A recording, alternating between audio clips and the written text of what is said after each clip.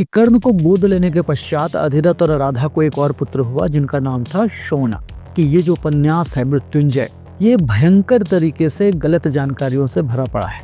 कि कर्ण को गोद लेने के बाद अधिरथ और राधा को 8 पुत्र और हुए, और जब युद्ध रुक गया तब सबने देखा कि अर्जुन के बाणों से शोण मरा पड़ा है। आज हम जितने भी सीरियल देखते हैं जिसमें कर्ण का महिमा मंडन किया जाता है, वो सारी की सारी चीजें इसी उपन्यास से शुरू हुई है।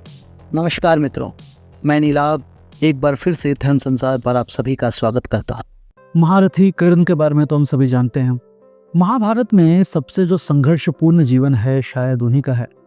भगवान सूर्य नारायण और माता कुंती के ज्येष्ठ पुत्र होने के बाद भी वे सदैव सूत पुत्र की भांति ही जिए, क्योंकि इस सत्य का किसी को ज्ञान नहीं था और ना ही माता कुंती ने इसके बारे में किसी को बताया।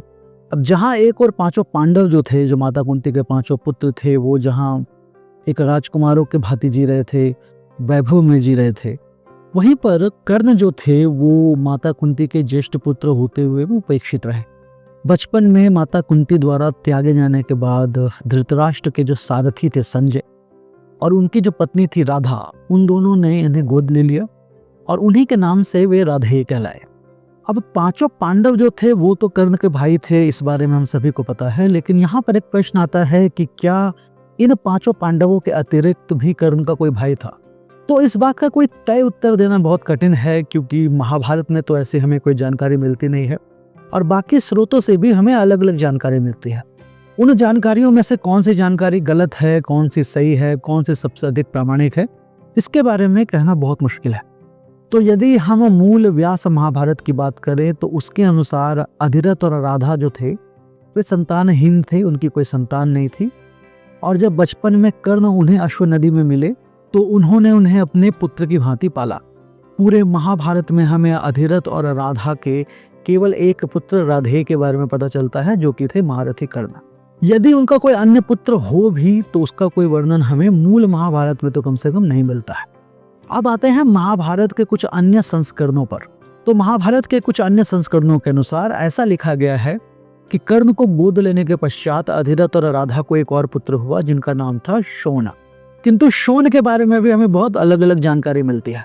कुछ स्थानों पर कहा गया है कि शोण जो है महाभारत में अर्जुन के हाथों युद्ध करता हुआ मारा गया।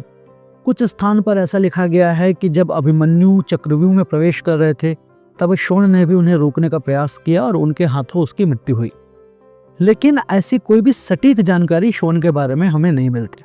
प्रसिद्ध मराठी लेखक शिवाजी सावंत अपने प्रसिद्ध उपन्यास मृत्युंजय में लिखते हैं कि जब द्रौपदी का स्वयंवर हुआ था तो शोण वहां कर्ण के साथ उपस्थित था। जब अर्जुन ने वह स्वयंवर जीत लिया तब दुर्योधन के कहने पर कर्ण और अर्जुन के बीच में घोर युद्ध हुआ और उसे युद्ध में गलती से अर्जुन के हाथों शोण मारा गया। तो मृत्युंजय में ऐसा लिखा गया है कि जब कर्ण और अर्जुन लड़ रहे थे तो श्री कृष्ण ने बीच बचाव किया, उस युद्ध को रुकवाया, और जब युद्ध रुक गया तब सबने देखा कि अर्जुन के बाणों से शोण मरा पड़ा है। तो ये सब युद्ध खत्म होने के बाद कर्ण और अर्जुन को पता चला। लेकिन यहाँ पर सबसे जरूरी बात यह है कि ये जो उपन्यास है मृत्युंजय, ये भयंकर तरीके से गलत जानकारियों से भरा पड़ा है। इसमें भ्रामक जानकारियां इतनी है कि उसके बारे में क्या कहा जाए। आज हम जितने भी सीरियल देखते हैं जिसमें कर्ण का महिमा मंडन किया जाता है, वो सारी की सारी चीजें इसी उपन्यास से शुरू हुई है। सभी के सभी लगभग इसी उपन्यास पर आधारित है। तो चूंकि यह पूरा उपन्यास ही भ्रामक जानकारियों से भरा पड़ा है, इसीलिए ये जानकारी प्रामाणिक होगी इसके बारे में मुझे तो कम से कम विश्वास नहीं है। अब मृत्युंजय में क्या क्या गलत है इसके बारे में कभी वीडियो में और बनाऊंगा। आज हम अपने विषय पर ही रहते हैं कि कर्ण का कोई भाई था या नहीं था।